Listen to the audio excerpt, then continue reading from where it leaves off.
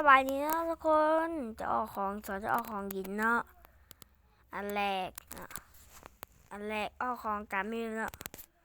เบิ่งเด้อกามิวมาเลยเนาะเดี๋ยวเสียเงินให้ตัวเองก่อนเสียเลเวลให้บอสเต็มก่อนแป๊บนึงเดี๋ยวเอาเก็บเอาเก็บเลยทุกคน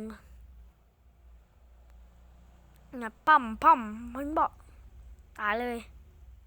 พวกเจ้าก็บ่เสือเนาะมันบ่มีของเนาะมันมีของแขกเด้เราค่อยเสกบัตความเสียหายแบบเป็นยังไงมาแล้วเบิ่งตรงอันเด้อเห็นบอกความเสียหายล่าสุดน่ะเห็นบอกอยู่ด้านบนเดี๋ยวจะเอาลูกศรให้เบิ่งเด้อ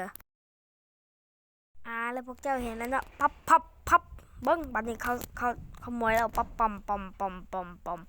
บัดนั้นบอดังมือไป2,000แล้วเนาะแม่นบ่ซอยมือ30,000แล้วบัดนั้นออกมาจาก3ไว้บัดนึงปั๊บปั๊มโว้40,000กว่าเนาะทุกคนเอาไปลองใช้เบิ่งได้โคตรแห้งเลย